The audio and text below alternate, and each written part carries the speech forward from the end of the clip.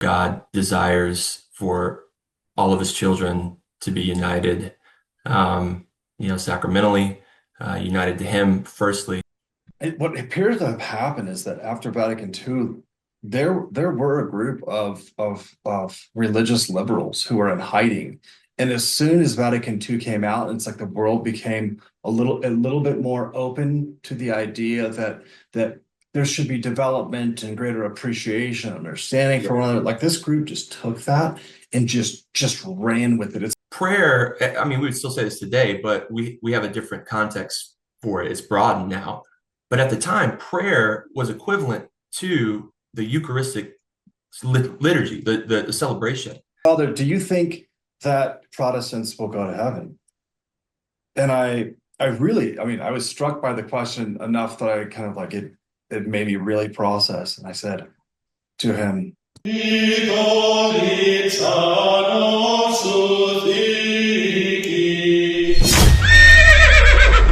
I'm Father Nathan Simeon. This is Father Christopher. I'm a Byzantine Catholic priest. Father Christopher is an Orthodox priest, and this is the Searchers of the Lost podcast. Today, we're going to be speaking about ecumenism, in particular, Orthodox and Catholic perspective on ecumenism with Protestants. And we'll see how that goes. Maybe next week we'll do ecumenism between Orthodox and Catholics. So, Father, do you want to start us out? Yeah, I mean, I have some trepidation, especially I mean, this happens on both sides, but I think especially, sort of in the consciousness of Western American converts to Orthodoxy and online Orthodoxy and what's often called the pan-heresy of ecumenism. You know, it's there's just so much to be teased out. And I think that charity, Christian charity and love, propels us towards dialogue, but not dialogue for the sake of itself, but dialogue for the sake of truth and pursuing truth together.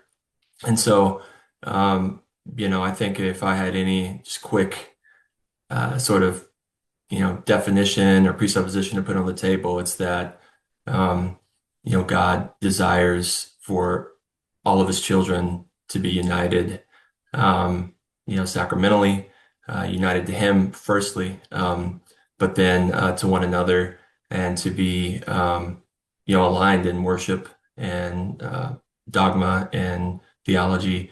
I think that's something that, uh, that is a worthy pursuit. And there are just so many things that even though we're grasping at some things in terms of mystery and language can only get us so far, there's been so much revealed to us, via the scriptures, via tradition, and the sort of tendency towards like what I call the culture of kindness, or where it's like kindness to the point of being uncharitable, like or anti-intellectual, like look, I just want to love everyone. I don't want to have any conflict, and so we're just going to table things.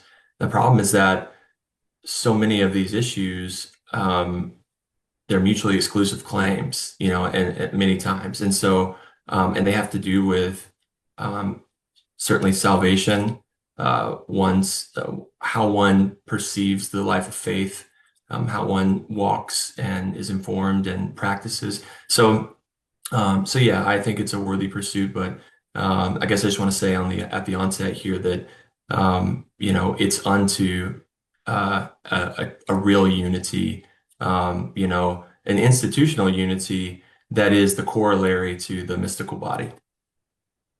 Yeah, there's a lot that you just said there. There were quite a few things. Like one of the things that I noticed just now is that you're presupposing that, in fact, so just to kind of start this thing off, what is Yeah. ecumenism? Like would be a great starting point. What is ecumenism? And so the term I think started with the World Council of Churches, but it's about ecumenical. So the gathering of the people of God to some extent is what we're talking about. The household of God. Um, But oftentimes ecumenism is referred to as a heresy, as Father Christopher just pointed out. Um, and that seems to really imply that kind of that the heresy, if I ever actually figured out what the heresy is, I think that the heresy is claiming that there is not one visible church. I think if there is a heresy, that would be the one. That would be it, that there's not a visible church. If it's heretical to do what you're talking about, which is have serious dialogue, have serious questions, then okay, I'm all about that heresy. If that's heresy, I can't see how that's possibly heresy. It's always been dialogue has been part of Christianity from the beginning of the ecumenical councils. It's existed, if the famous story of walking through the streets during the Arian heresy, and you'd go to a fish market and people would be arguing about, is Jesus greater than the Father or not? So people have been having dialogue in the beginning. So that can't be what we're talking about, or that's absolutely insane. But I don't think that you actually find the interesting thing about the claim that it's a heresy is um you don't actually find anybody within the Catholic traditions, I'm using that lowercase c there, saying that there's not one true church. So what the heresy is, I'm not quite sure. Yeah. Do we mean that it's a compromise to the canons? Well, no one's saying you have to compromise the canons. So I don't I feel like I'm grasping at straws to understand what people actually mean when they say that it's heresy, when Yeah.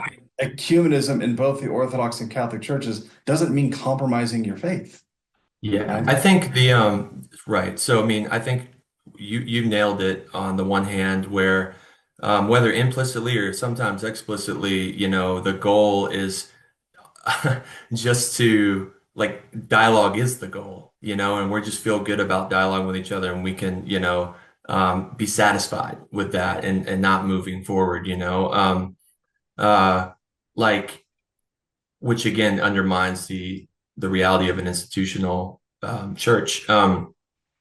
But I think you touched on the other thing that really comes up a lot, and it has to do with the canonical tradition.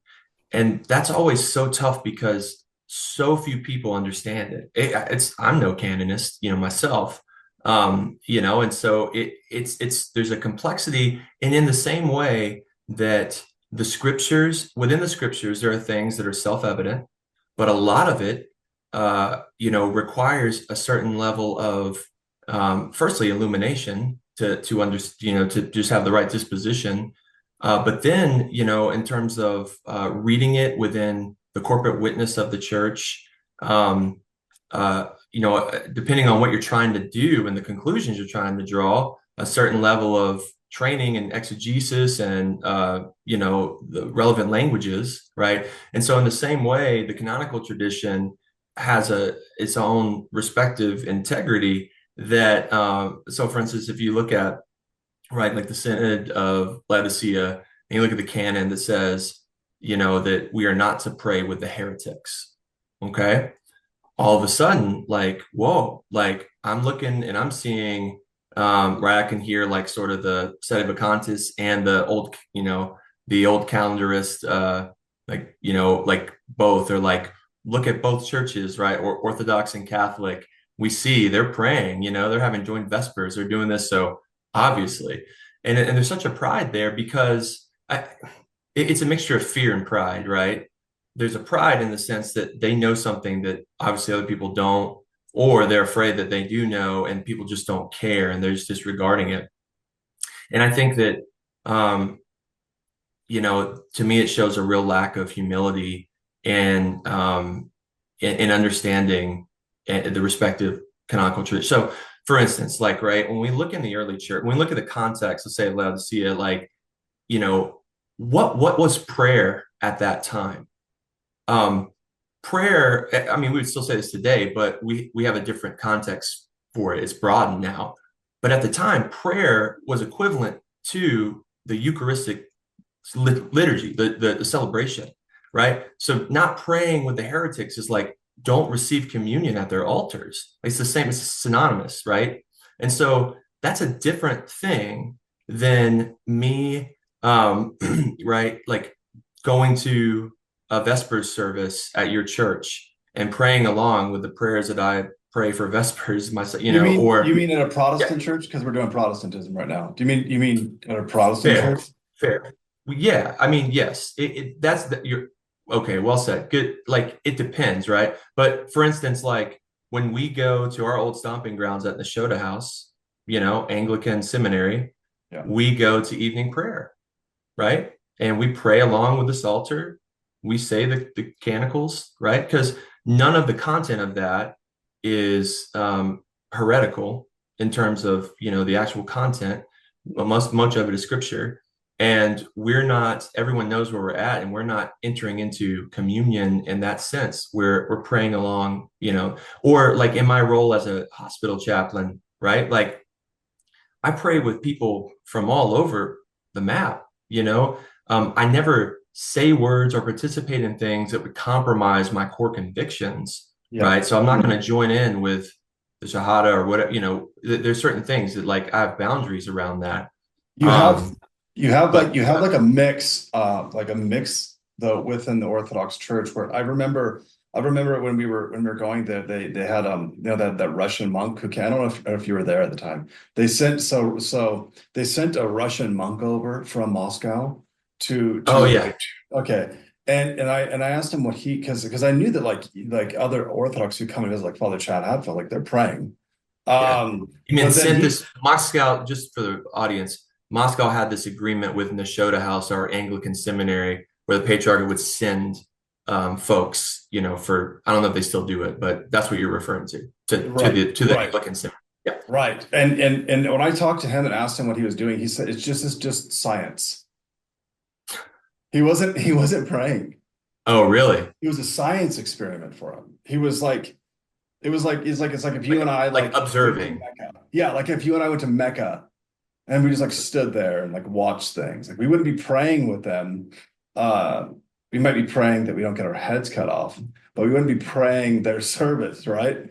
Like it's the same kind of a thing in his mind. So you get it's interesting, because you can get within Orthodoxy, you can get kind of a mix of perspectives on what is a Sure, compromise and what is not a compromise.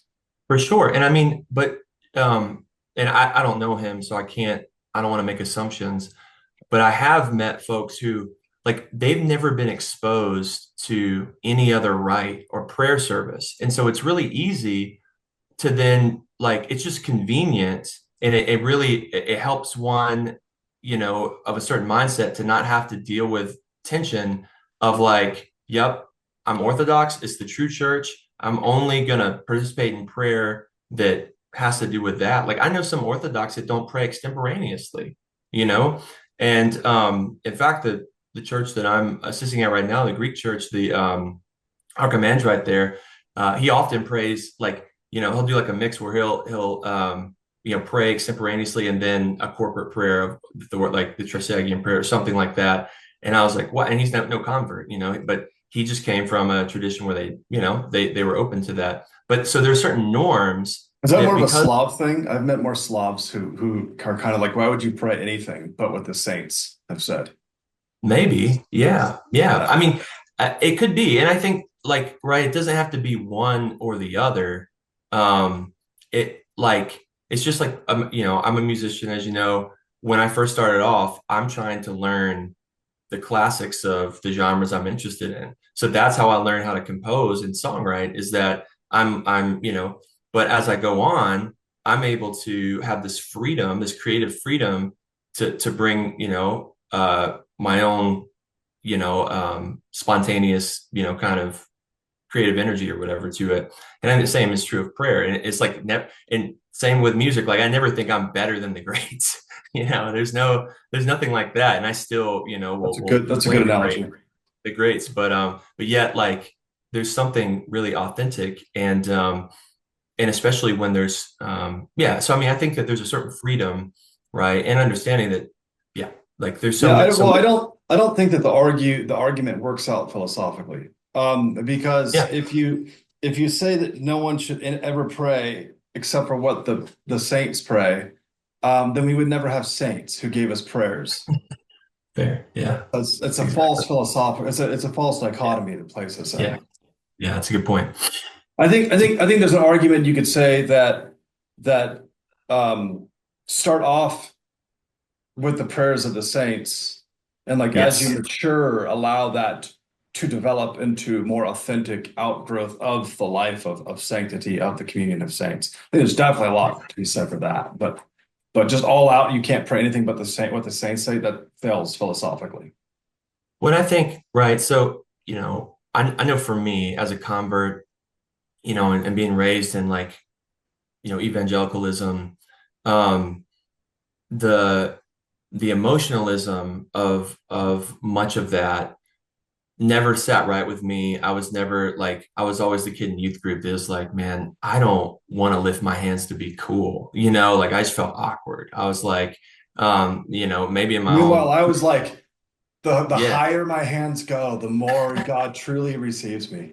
Like But hey, listen, I was but so convinced. but that's beautiful, right? So like, I mean, it's beautiful in the sense of it was authentic, but Yeah, many of the times yeah. you're like, right, there's a social, and so, but here's the deal, like, just because there is a sort of manufactured emotionalism in a lot of that stuff, right, doesn't mean, so the temptation like is to react on the opposite end, like, well, emotions aren't important. Emotions shouldn't be involved in prayer at all. And it's like, what? Like we It's just prayed the great sacred. canon. Like it's deeply like God gave us emotions, Well, like and part of it's a misunderstanding of the patristic tradition, yes, which clearly states that the epitimithi, the to thimichon, which is the high emotional aspect of the soul, should be led by the logistikon, which is the rational aspect of the soul. So actually, our entire being is supposed to be transformed in prayer and worship. So to say that the body that the physical body or the high emotions wouldn't be a part of our worship would be anti-orthodox. right. And I mean, I would invite, if that sort of stirs up or triggers anyone, I would invite them to search out the fourth century diary of Egeria, and take a look at, which really informed a lot of our liturgical movement in terms of having some primary sources about the Jerusalem services, especially in the West, but the East was impacted too from liturgical scholarship. But read in the fourth century in Jerusalem during the liturgy how people were responding. I mean, she speaks about tears, about shouts. I mean, you would sound like a Black Pentecostal service or something that you're at. I mean, like in a certain way. I mean, it's anachronistic, but you get what I'm saying. And then also, like, look at Augustine.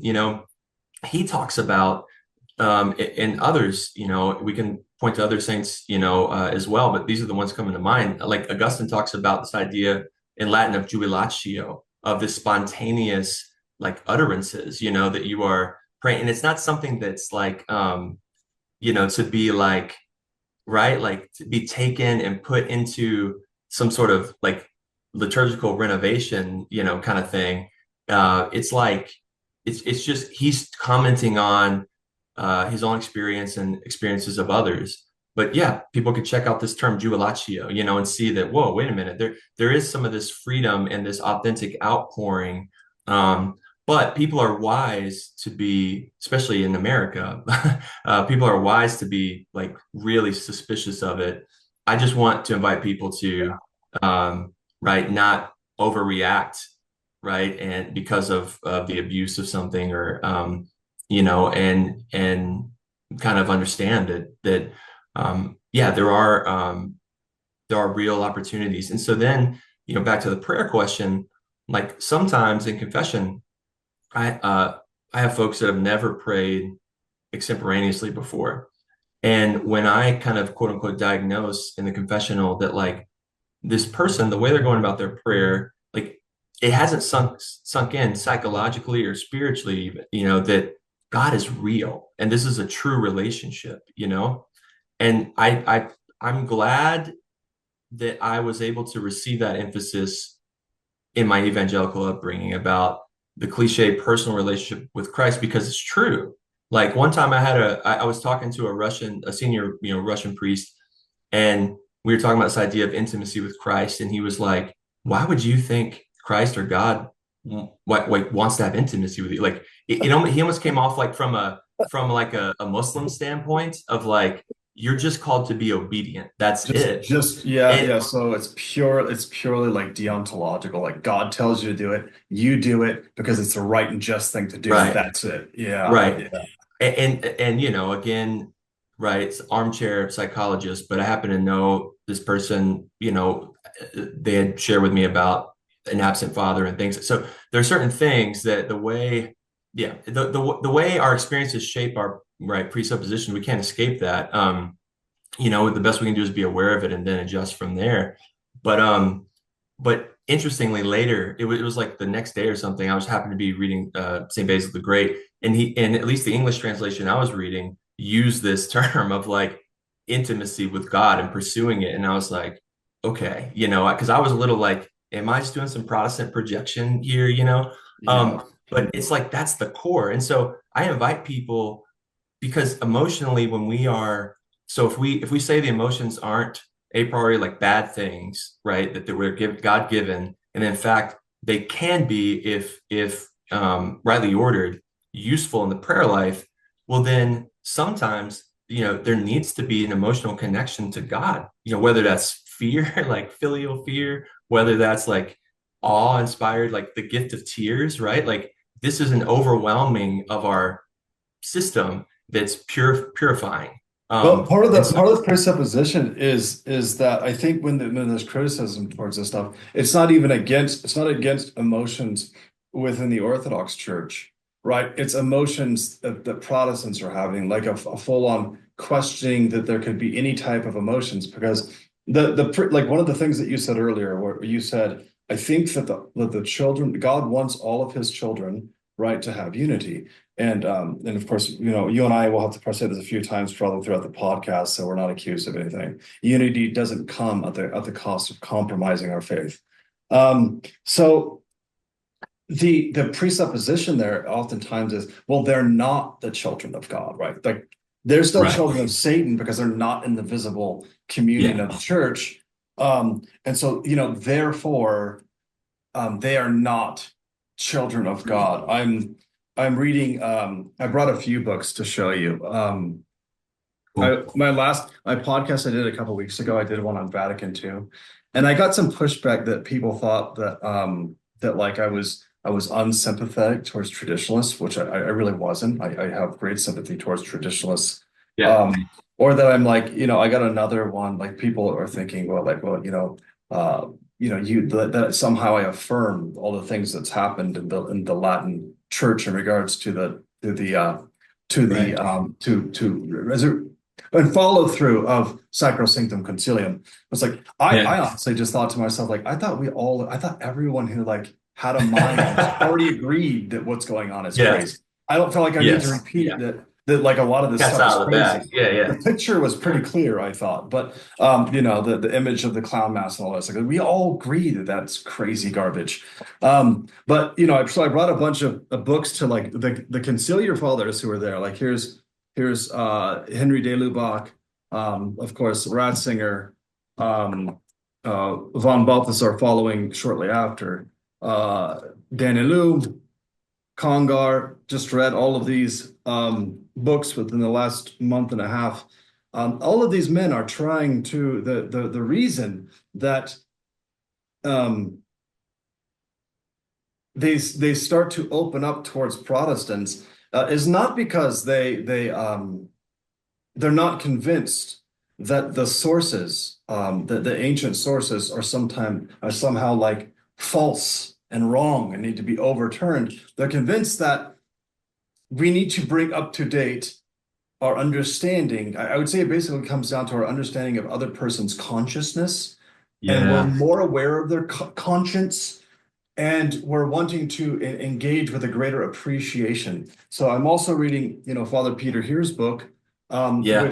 which represents the kind of the The other other side. side of things, which Yeah. is like, I mean, I think what Father Peter Here's is saying, and I've read the whole book now, and I'm working through kind of writing up a steel man of the book for myself. Um, but basically, I would say what Father Peter Here's is doing is he's saying the way that we've looked at things in the past needs zero updating, and Right. any updating in regards to the way that we understand contemporary man at all is a compromise to the patristic tradition. And I would say, well, I'm not, I don't, I mean, he bases his arguments in patristic sources. It's not like he's like making this stuff up, you know? Right. Right.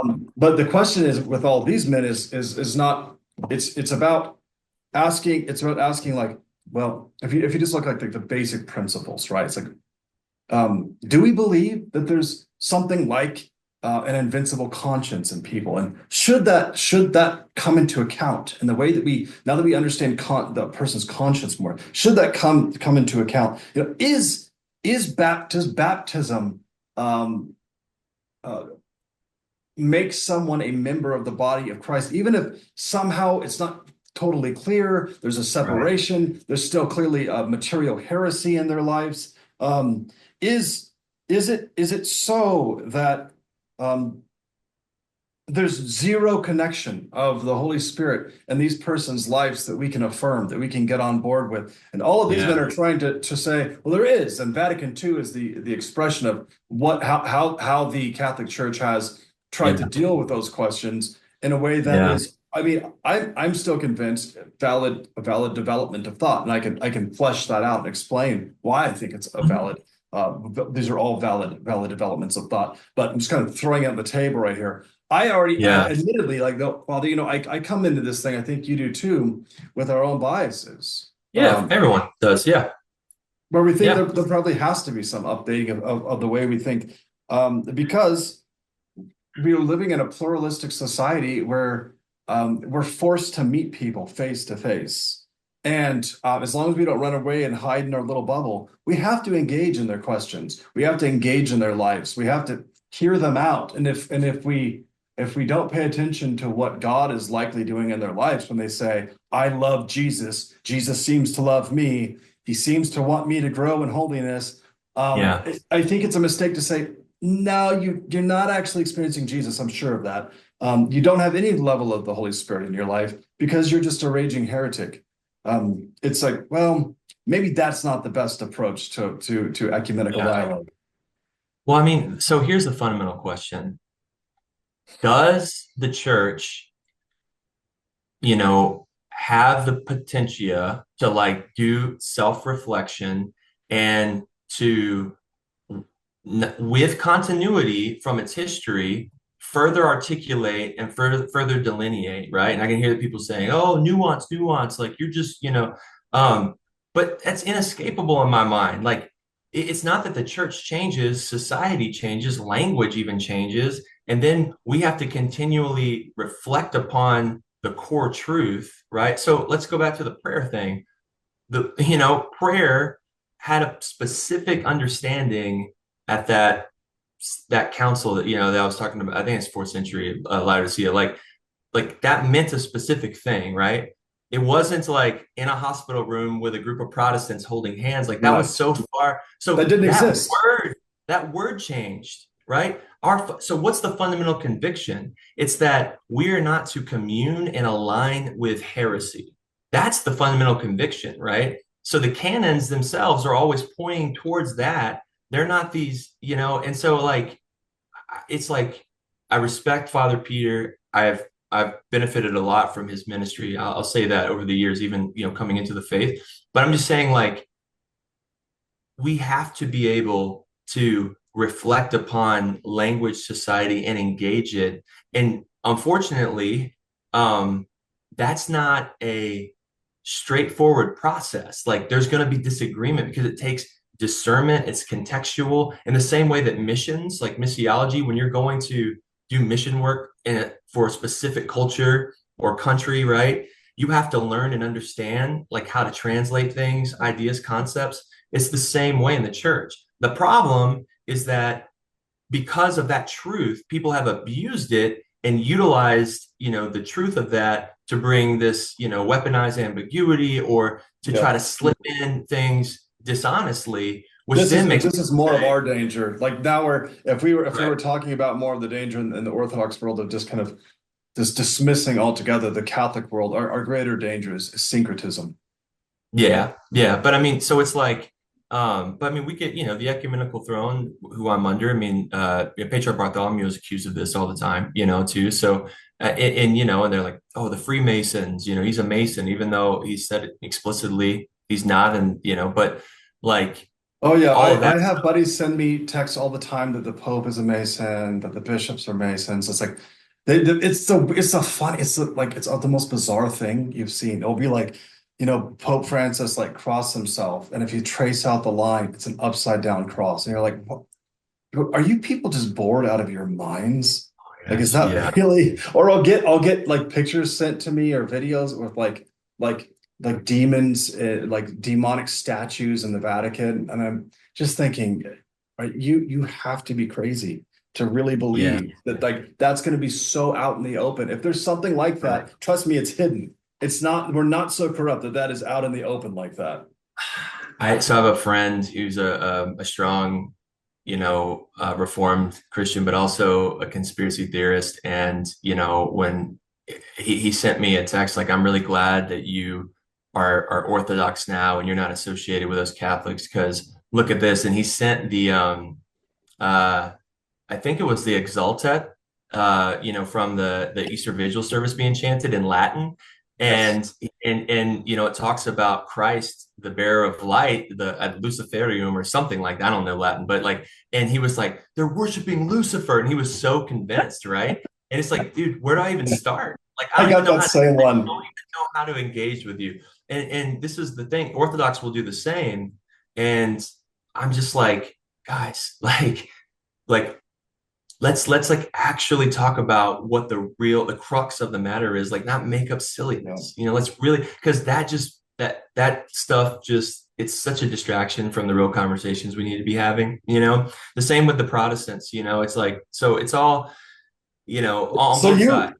We have to you work and I, together. like we both have a pretty serious Protestant background. Like, it's not like we were just kind of doing that for a little bit of time, and we've been around the block in the Protestant world. Um, and we're both, I think, I mean, I'll speak for myself, but I think I can also speak to you to some extent.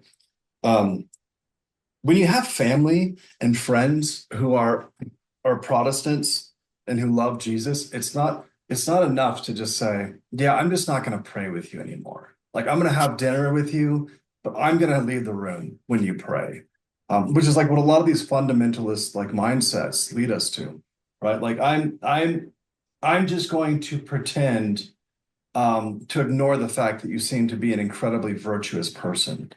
Yeah, I'm gonna just pretend that all of that is just it's just you having prelest and experiencing fantasia, and none of it's real, none of it's true.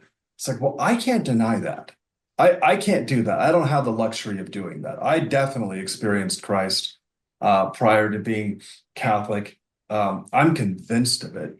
I know too many holy Protestants to just think that yeah, there's nothing to it. So um, I think you're the same, but that doesn't mean that I don't have dialogue, meaning argument, with my Protestant brothers and sisters and family. Like, we for argue, sure, you for know? sure.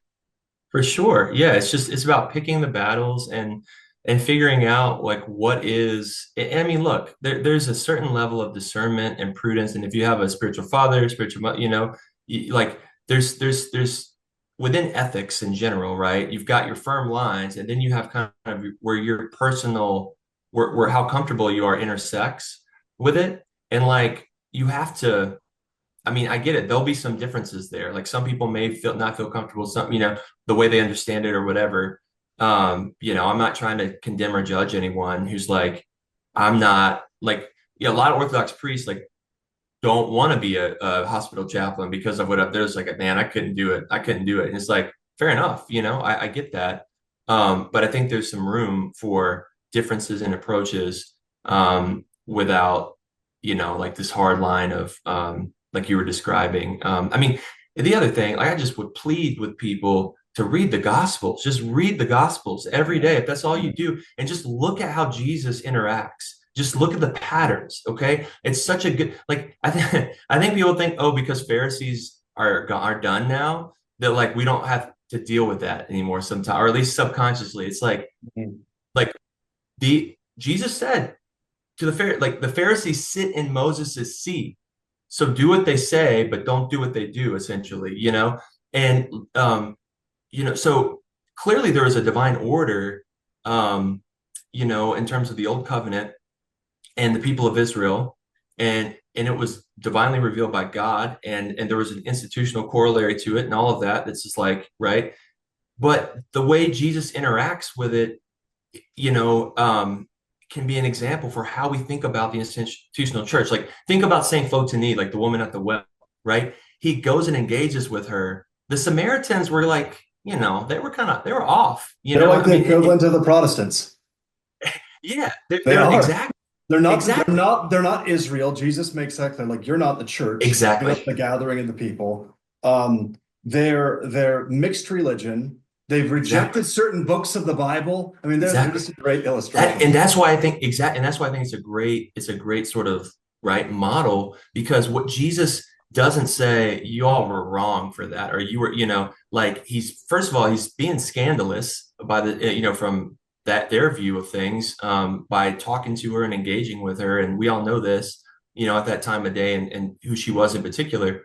But then, like, he points to himself, he with love, um, and integrity, like, it's an attractive thing. It's like, okay, if he would have come up and be like, you Samaritan, that's what they were used to. Everyone just downing them. So of course the shell's going to come up, and it's never ceases to amaze me in my work in ministry how, when I am speaking from the heart, and I'm sincerely experiencing myself, through grace, love someone, and I'm communicating with them, how profound the outcome is, when, if maybe I don't have a lot in my empathy tank and I'm saying the words but I'm not experiencing that, the outcome of that, like, people just have a way of knowing, like, it's a it's a grace, like, people can perceive whether or not you're being authentic, many times, if you're Let's speaking go from the back. Can heart. we go back to that story for a second? I think that's a Yeah, great. So Jesus just, I'm kind of running it through with you in my mind. sure. But Jesus doesn't start off by saying you Jews, just like you said. In fact, it's the Are you opposite. Samaritans? Yeah. Yeah, you Samaritans. She starts off by saying you Jews say that one ought to worship in Jerusalem. And he doesn't pick a fight with her. He goes, just states as a matter of fact, he goes, you know, woman, the Jews know God, right? And they're right. But what God really wants are worshipers who worship in spirit and truth. He says we're right, right? So you can imagine, like me saying, like, okay, well, look, the Catholic Church is this church that got established, or you could say the Orthodox Church is this church that got established, right? And um, but what God really wants is your heart, and He wants you to come to know the fullness of the truth. It's not so much about the exterior of things, the way that you're focusing on them, Jews versus Samaritans. God wants more from you than that. Yeah. That to me is exactly what you and I are trying to kind of get at here. Yeah, yeah. And why I think this is relevant to ecumenism, and right, there's different avenues like we've described. There's the dialogue is like a big thing, but then there's sort of like the prayer services and the things that you do together. Or I saw, like, in New York, since we're aligned this year, our calendars are aligning, that the Catholic Archdiocese and the Greek Archdiocese, they're like doing a procession together, and they're going to end with the way of the cross, and the cardinal's going to preach and stuff, like, um, but I think that, thinking about the dialogue side of things, it's like, I look at it as a ministry, like evangelism is the way I look at it, Totally. and others may feel, um, offended at that. Like, I know Christ, I'm a pastor or whatever, like, or I'm a faithful, Protestant. Um, it doesn't change my view that is evangelism. And so like the the model, right, that Jesus gives us, again, and with Saint Photini, like there's a creativity, right? She offers him water, and then he responds to her with his beautiful words about water. But it's a response. Like he's taking what she put forward, and Yes.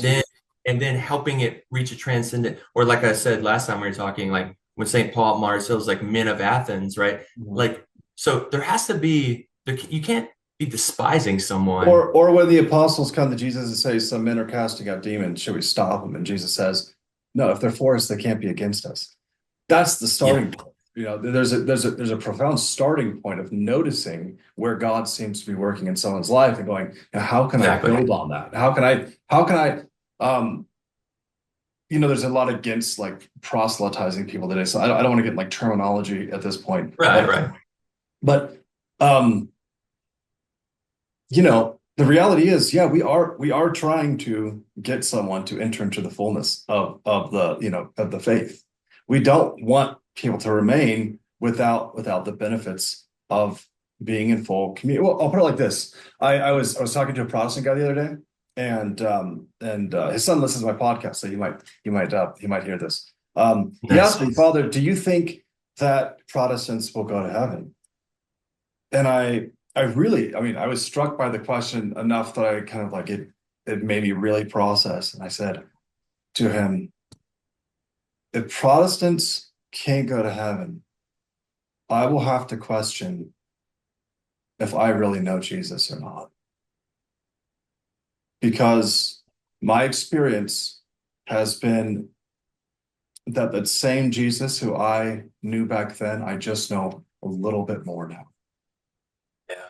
So Yeah. if you want to create this radical discontinuity, but you know, the analogy that I gave him was I said, look, the problem with when we don't speak the truth in love, when we don't tell each other about the inadequacies in each other's traditions, is that we're not being good people. We're actually being harmful. So imagine if you went on a 40-day trek in the wilderness and you said, brother Nathan, do you think I'll be good? My family and I are going on a 40-day trek in the wilderness, and we Right. have we have 10 bottles of water and we have 10 satchels of rice.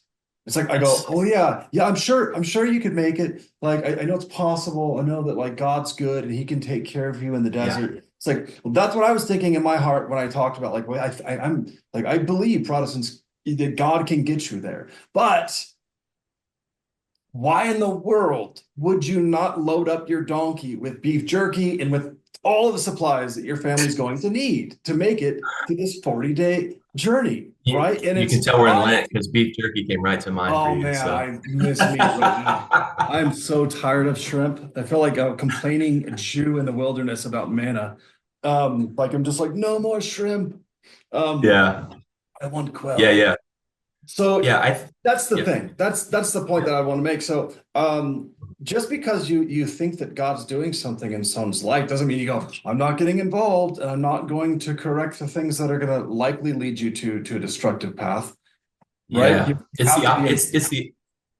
it's just using discernment in communication. Like what if that's the outcome you want, then like there's a fallacy in thinking if I just present raw data, that will convince someone. That never works for anyone.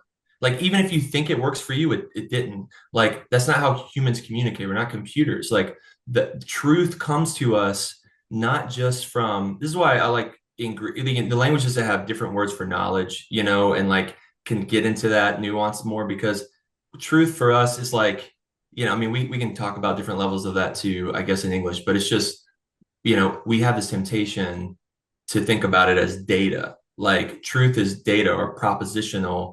And so if we just get the right propositions, but the way it's delivered, where we're at, the relational aspect, all of that stuff. So it's like it could be that because you want that person to be prepared for their, in your metaphor, the journey, that you're not gonna like you're going to communicate them in such a way as you feel led to maximize their openness to it, you know? So it's not about fleeing from conflict. It's not about being conflict avoidant or like, or just being like everyone's good. It's really about love. It has a specificity to it when it comes to ministry, right?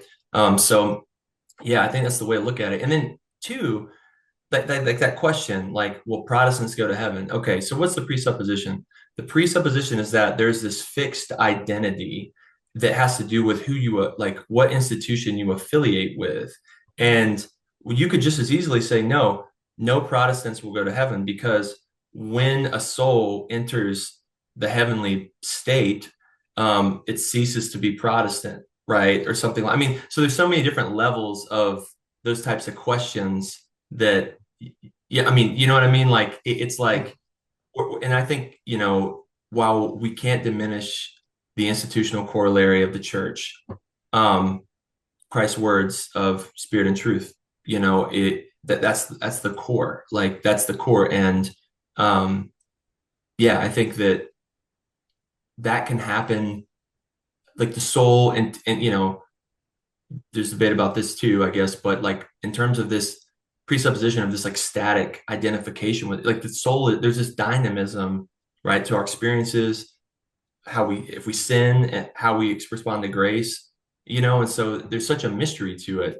Um, There is. You you know, know, the basic difficulty for Catholics and probably for Orthodox as well, outside of the whole question of like what that within Catholicism, Vatican II, like very clearly put a stamp of like, yeah, these are separated brethren. We want them to come back to the fullness of the faith. But it doesn't mean that we don't believe God's there. But we also run into the difficulty of like, well, what do they do when they commit grave sin? Because there's no confession. Like, and how do they like? What do you do when they can't partake of the Holy Eucharist? And Jesus said, "Unless you eat of my body and drink of my blood, you cannot partake in me." Like those are so there are really serious issues, which is why we have to be careful to go, yeah, I would not advise you go on this journey for 40 days with what you got going, right? yeah, for sure. But I would think that within the Orthodox tradition, reading Peter Heers, I mean, his point that I think he's not, I don't think he's wrong here, is that prior to Vatican II, the Catholic and Orthodox Church would have thought pretty similarly on this idea that look at there's one church and that's where you get the sacraments. Outside of that, like good luck. Yeah, There's yeah, definitely the the the Catholic Church as traditionally like at least at the systematic level been more open. Like it's canonized Orthodox saints almost since the time we split. So clearly the Catholic Church has had like diversity even with its own official tradition. But the point that Father Peter is making is like, well, I mean that is a theological conundrum.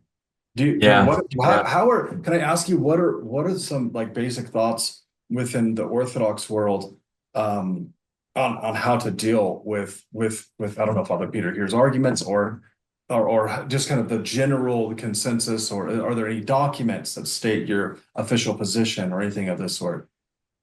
Yeah, I mean, I would say the Great and Holy Council has one of the most clearest documents that we, you know, from Crete, you know, that was signed off on by the bishops in attendance there.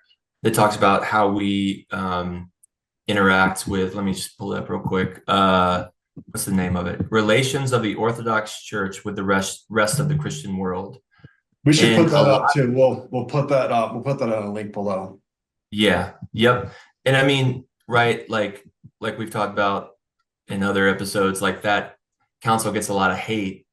And I would just invite people to read that full document because in that document, there's no question about how the Orthodox Church perceives herself as the true church, you know, but it's really getting into the pastoral and ministerial, like kind of, you know, considerations that we're discussing. And I don't think there's anything I've said that's been in conflict with it. I think a lot of what I said is informed by the same um, you know, by those same principles that you can find there. So so again, like, you know, I think our was it our first episode we talked about like Orthodox magisterium, you know, Yeah. if you know, if we believe that the bishops have a central role in governing the church, and that we're not all just like sola patrolli or whatever the, fathers alone, right? That we have a living, breathing voice of, um, hierarchs who are being led by the Spirit, the Holy Spirit, um, and that the church can come together to clarify things like that. Then I think that's an important document to inform how we think about things, and so yeah, I mean, and Father Peter is free, just like anyone to like do their assessment and to write critiques and to present their case.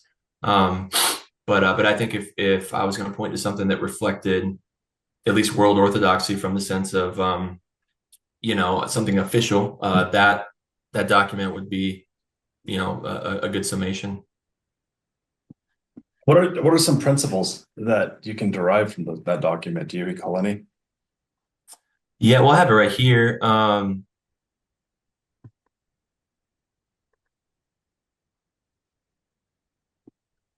see if there's any.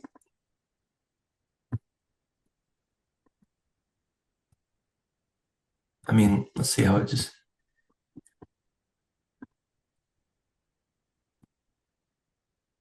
It opens with the Orthodox Church as the one holy Catholic and Apostolic Church. So right away, right? In her profound ecclesiastical self-consciousness, as what was just stated before, the one holy Catholic and Apostolic Church believes unflinchingly that she occupies a central place in the matter of of the promotion of Christian unity in the world today, right? So, like, yep, we believe we're the church, and we also believe because of that, it's incumbent upon us to reach out and help, um, you know, uh, the other traditions that identify with Christ, to come into a deeper awareness and the same consciousness, that we have of ourselves, and of what the Catholic Church is.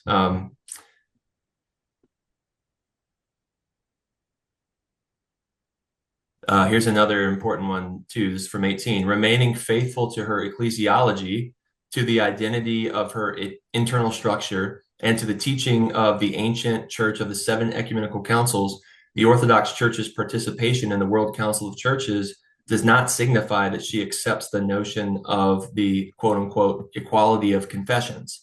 And in no way is she able to accept the unity of the church as an interconfessional compromise. Um, in this spirit, the unity that is sought within the WCC cannot simply be the product of theological agreements, but must also be founded on the unity of faith preserved in the sacraments and lived out in the Orthodox Church. So I don't know. I mean, there's a lot there, but Have you those are the things I highlight because that's the first place people will want to critique. I don't see a major difference between the Catholic and Orthodox position, at least at this conciliar level. Right.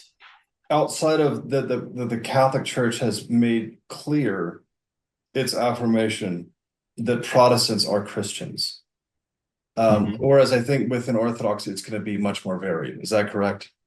Well, no, this document, so that was one of the big controversies of this document. There was a lot of debate over the title and of the use of the word Christian in this document. So it's very clear that we're able to refer to other, uh, denomination or to denominations, as Christians. Um, Does it specify which ones? Like for us, it's like Trinitarian baptism, right? yeah. But it has to be like the Mormons don't count anymore. So there's a sense in which it has to be at some level correspondent to the Father, Son, and Holy Spirit as we understand the Trinitarian relationship. Are there any guidelines on you're allowed to call Christian? So there's principles here throughout this document that talk about the hierarchy of that in terms of how we relate to other Christian bodies, right? So there'd be like a prioritization of like the Church of the East or the Orientals or you all, and then down the line. Um, but it doesn't specify like who are Okay. Christians. But other documents, particular to baptism, do have that indication. So like in terms of what baptisms will accept and that we can properly call Christian baptisms from a general sense like that. Um, uh, it's the same Trinitarian, and we say we don't, oneness, Pentecostal, Mormons, like, we don't accept that. So I feel like, those documents together, right, like point to the same reality. So yeah, I don't think we would call Mormons Christians. Interesting. Yeah. So yeah, I mean, it seems to me that we're very similar here. I don't, it's hard for me to understand exactly what the criticism against ecumenism is, if what we mean by ecumenism is recognizing that God is at work in someone's life, having a conversation with them, praying that God would come along in their lives and accompany them to a greater understanding of the fullness of the truth, and being very clear without compromise in our own faith, right? I mean, so like this goes all the way back to St. Augustine, right? But what was the exact phrase that he uses um, in Essentials, Unity, in you don't remember this in Non-essential non-essential charity or something. no, Yeah, I don't remember. in all Yeah. things charity, in Uh, non-essentials liberty, liberality, and all things charity. Like that's it. That's the basic idea. I mean, it goes all the way back to Augustine. yeah. It's not a compromise, right? Pope Benedict talked about being careful of false Arianism, which is it's basically like saying don't compromise the faith along the way. We're not Yeah. allowed to pray with other world religions. We're not allowed to in the sense of like affirming their deity is the true deity or something of this sort. We're not allowed to pray with persons who pray something contrary to our faith. Right. Um, this is a matter of actually trying to get people to know more deeply the truth of the Christian faith. That's what it's about. So I mean, where is the compromise at this level? Yeah. Well, I think it's just because unfortunately there are clerics, hierarchs that do have a more perennial understanding and that really feel like there is this sort of unity of confessions that this document that I quote from says cannot be accepted. And you see that play out by statements they make, to that. You see it played out by the way they engage one another in worship. Sometimes even like intercommunion or, like I saw the video from Brazil, and this isn't trying to like take shots at the Catholic Church, and just this was a recent one where there was a woman who was ordained a priest in the Episcopal or an Anglican tradition, and then concelebrated right at the altar with the Catholic priest, received the Eucharist, and took it herself like a priest would, and like no one had a problem with it. And then the bishop was there and just gave, or the cardinal, and just gave their homily. Nothing And happened. No discipline, no excommunicate, nothing. That's nope. shameful. So But I think that, like, yeah, so I think that like some people really believe that, like they, and well, they'll that use is not, see, that's not even in my mind. And maybe right, I'm just like, I'm trying to be consistent with terminology, which gets me right. in trouble because I like that. Well, I like when words make sense. And Yeah, like that's not ecumenism, that's compromise. Like that, you yeah, know what I'm saying? That's just compromising your own faith. right. You can't give someone who you know is a heretic the holy body and blood of Christ. That's craziness. That's Yeah, just I yeah, mean see that kind of stuff just doesn't make I almost think like maybe it's just that I don't interact with these people, so right. I'm grown accustomed to normal thought in the Christian world. Like Yeah, I'm yeah, reading the fathers, I'm reading the saints, I'm interacting with people who are typically conservative in their faith. So when I see this kind of thing that like you're mentioning, I think it's just like outliers and they're just crazy people. But maybe there are more of these crazy people than I realize. yeah. And I mean, I know we're talking about Protestants, but it's, you brought up Vatican II earlier, and it's the same thing. Like, I mean, so the traditionalists would say they would reject Sacrosanctum Concilium based on the outcome. I think it's from my outsider perspective, I think it's a beautiful document, and I would just make the argument from a liturgical history, perspective that like the church didn't follow through with it, and if it would have, we would be a lot closer in terms of Orthodox Catholic liturgics, and that indeed there was a need for reform within continuity, as has happened many times in church history, with liturgy. But the fact is, it was a document that on paper could be above reproach, so to speak, so that then it could be abused, and the weaponized ambiguity stuff could happen. And so the traditionalist instinct is like, well, no, then you shouldn't even, like, people aren't honest enough, right? It's sort of that whole thing of like laws are for honest people kind of thing. Like, people aren't honest enough to be able to deal with the cracking the door wider, because for every one person with integrity, like, Satan's going to take advantage, and these people are, going to ruin the church. And so, I mean, I understand the instinct, but I'll just go back to that principle of like, the abuse of something can't negate the proper use. And when we start to react so much that we compromise truth, and we don't, are not honest about the integral, position, we get in trouble. I think then we become anti-intellectual and fundamentalist, and so it's tough, You man. It's a tough thing. have you heard the story of the communio and then that became eventually the concil a different journal became the concilium? Have you ever heard about that? Yeah, yeah. It's So it's been like a while, but I there was I can't remember his name, a Roman Catholic priest in South Carolina did like a 2 or 3 part series on that, that was great, where he just like he was just gave all the history and all the details, and drew on some of the big books that talk about it, or big yeah, works. so like just like in brief then, like so the right after the Vatican II Council, like they started this journal, the Concilium, and they had all of the big name guys for this journal, like Ronner, Delubach, Congar, Ratzinger, Sheila Biggs, the whole group.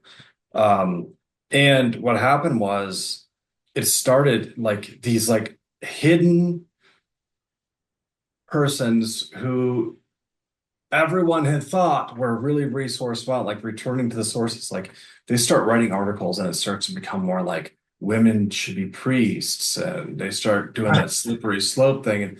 And evidently, like Delubach, he reaches out to Ronner and he's like, well, what's going on? I if this is what I think it is, then I'm stepping down from the editorial board. And Ronner like assured him, and evidently he said, well, I was half convinced. I was half convinced in his journal. He says that Ronner was telling the truth about this.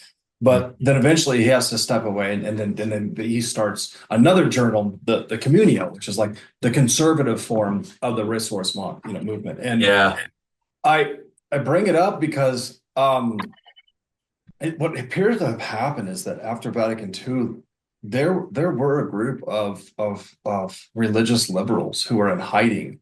And as soon as Vatican II came out, it's like the world became a little bit more open to the idea that there should be development and greater appreciation, understanding for one another. Like this group just took that and just ran with it. It's like they started open the yeah, prison gates and and to let one guy out, and everyone just kind of ransacked the thing and pushed the gates open and right. jumped over the top of one another and did anything they could to escape. They wanted to take over the Catholic Church. I mean that seems to Yeah. be the reality of what That's it. transpired. Yeah, yeah, that's an interesting analogy. Like, I'm just thinking in my head, like, there's one innocent person that should be released, and so when you crack the gate like, all the bastards come through. Forgive me, but You they're all everyone's, made it true. and so then the question is like, well, should you have not let that, should made that suffer? And I don't know, it's so tough, but I think I would hope the faithful could take comfort in knowing that all of this that we're talking about is not new for the church. We see in the scriptures, we go to or we see the Judaizers and the Gentiles coming in, and that, I mean, there's always been this tension in terms of how to ground revelation, how to, conduct ourselves, and it's it has to do with context, historical circumstance, yes, like unwavering commitment to truth, those who are going to challenge it and try to undermine it. I mean, this is the whole, the history of our church, the councils.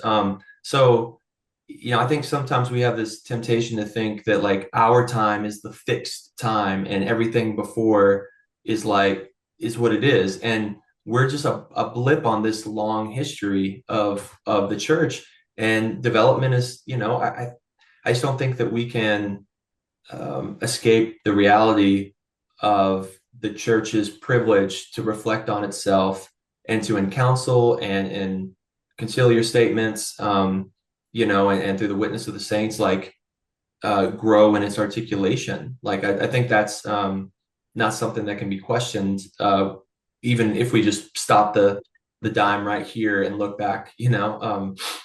So yeah, that's yeah, and there should be. A historian can never be happy, Mhm. That's because good. Yeah. you realize, if you've studied enough history, you realize this can't be it.